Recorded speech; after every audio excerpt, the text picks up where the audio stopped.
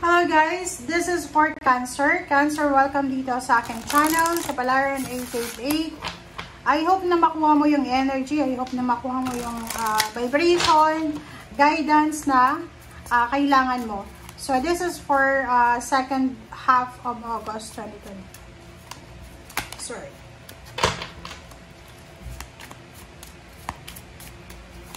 Okay, Cancer. Dun sa mga dati kong subscribers ng Cancer, maraming salamat sa inyong lahat guys.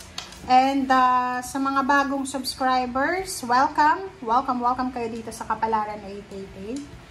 Okay, mag-enjoy kayo dito. So please tune in. Okay. Number 8, number 3, number 9, number 18, number 42, number 6. Number 8, wings. You never needed those wings to fly. Cancer. Sinasabi ng baraha sa'yo na hindi mo daw kailangan ng tulong para umasenso sa buhay mo.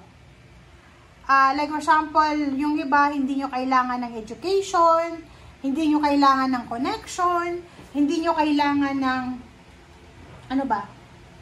pera para sa pagtatagumpay nyo. So, sinasabi ng baraha dito na hindi mo kailangan ng mga extra baggages para umasenso. OMG. The Tower, unplug and relax for a spell. So, number 3, sinasabi ng baraha sa'yo dito, Cancer, na as much as possible, kailangan mong mag-relax. Kahit sabihin natin na, halimbawa, kung lalaki kang Cancer, nagtatrabaho ka sa umaga, from 8 o'clock until 5 p.m. or nag-overtime ka pa hanggang 9 or 10, 11. Sinasabi ng baraha na okay lang maging hardworking, but make sure na from time to time, may time ka din para makapag-relax, makapag-breathe, makapag-unplug, diba? Parang ganun. So, sinasabi ng baraha na kung medyo pagod ka, nahihingayan ka na sa paligid mo, kung hindi ka na parang feeling mo exhausted ka na, drain na yung energy mo, unplug, literal yun na, stay away from internet, from social media. Like for example, pag matutulog ka na, may hawak kang cellphone, naubos na yung 3 hours mo sa pagbabrowse, and then nakatulog ka. Alam mo ba na, bago tayo matulog, pag gumagamit tayo ng cellphone, nakakasira yon ng immune system natin. So, kailangan mo na iwasan na masyadong cluttered sa paligid or even the emotion.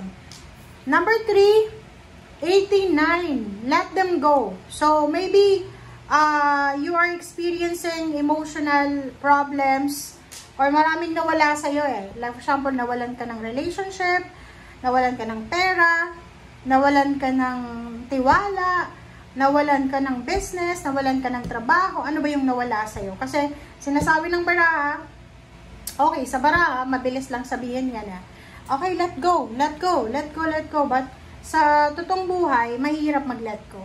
So, kaya nga meron ditong sinasabi na kailangan magpahinga. Okay, 42.6, homeward, take yourself out on a date. So, yun, resonated siya dito. Sinasabi sa'yo ng baraha na you need to prioritize yourself. Pare-pareho yung messages nyo, Pisces, Scorpio, and Cancer, na kailangan nyo magpahinga, kailangan nyo mahalin ang sarili nyo sa ngayon. Alright.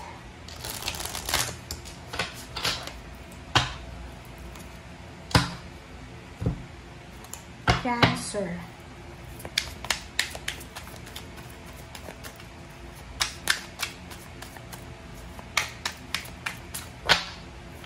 Cancer.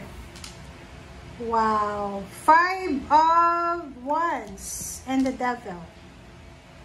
Ano pa ba? Kumapa tayo ng isa. OMG. You need to be very careful.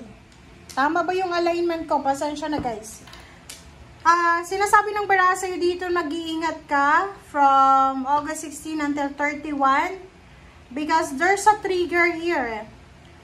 There's a temptation about money. So, parang sinasabi ng baraha na posibleng ikaw ay magkakaroon ng kaaway, kaargumento, magkakaroon ka ng problema about money. So, parang, like for example, mayroon kang pinautang or mayroon kang binili.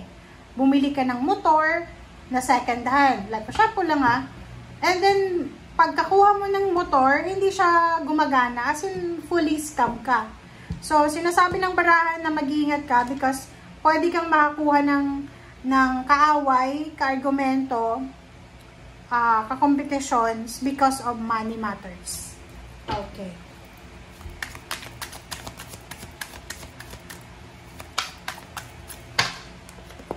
Alright. So, Knight of Wands. Wow.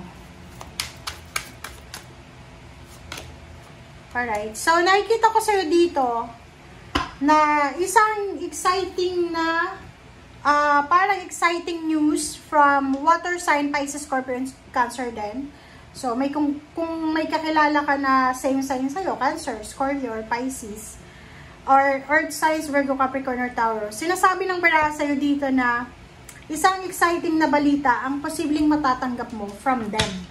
Or parang sinasabi ng baraha, kung yung iba dito, makakatagpo ng kaaway because of money, ikaw naman, yung iba naman sa inyo ay possible na magkaroon ng reconciliation because of money. Parang ganun. Like for example, may kamag-anak ka na nangangailangan ng pera, tapos kaaway mo yun, and lalapit sa'yo para umutang. So, pwedeng magkakaroon kayo ng peace and harmony because of your money. Diba? Okay, Cancer. Seven of Swords. Nako. The Star. Pareho ito ng water sign na Scorpio. Okay, Six of Pentacles. And the Lovers. So, nakikita ko sa'yo dito, Cancer, na merong possible na wish fulfillment Like for example, makukuha mo or mababalitaan mo na may good news para sa'yo. 'Di ba? Parang abot kamay mo na yung pangarap mo Like for example, meron kang wini-wish. Pero kung wini-wish, meron kang inaasam-asam sa buhay mo na like for example, financial balance. Hindi ka sinasabi ng baraha sa'yo na posibleng nagpe-pray ka. Pinagpe-pray mo na sana makatagpo ako ng employer or company na balanse yung parang give and take energy ay balanse. Like parang, halimbawa, kahit mahirap yung trabaho, at least mataas yung sweldo mo. And mag-iingat ka because ang dami-daming temptation sa paligid mo. Like, eto, sinasabi ng baraha na isa sa mga wini-wish mo, like for example, wish mo na salary, wish mo na position sa trabaho, wish mo na lugar, pwedeng makuha mo siya. But the problem is, kung ikaw ay married in a relationship, may ka-live-in partner, mag-iingat kayo sa third party. Okay? Iwasan nyo yung third party. Or maybe bantayan nyo yung karelasyon nyo, baka mayroon silang third party. Diba? Seven of Wands, protection. King of Cups, ikaw yan, And Queen of Swords, Sinasabi ng baraha sa'yo dito na you need to protect yourself from losses, financial losses, and emotional losses. Proteksyonan mo yung sarili mo laban sa temptation, emotional, mga third party, or kano pa man. Proteksyonan mo yung sarili mo laban sa mga scam, parang ganon. Proteksyonan mo yung sarili mo laban sa kung ano man na negative. And sa ilalim mo, mayroong the moon. This is your energy. Sinasabi ng barahan na kung may mga pagkakataon sa second half ng August na like, hindi kayo magkaunawaan ng asawa mo, ng boyfriend, girlfriend, ng ka-live-in partner nyo because of money or because of jealousy or third party. kailangan yung pag-isipan or pag-usapan ito ng maayos. Okay? Mag-usap ng maayos para maiwasan natin yung tukso. Okay? Kasi yung, alam mo ba, na like for example, kung couple kayo, may financial problems kayo, instead na ayusin yung financial problems, may iba dun na sumasalisi sa temptation. Parang ganun. So, yun yung kailangan mong iwasan. Okay, thank you guys for watching and see you again. Bye!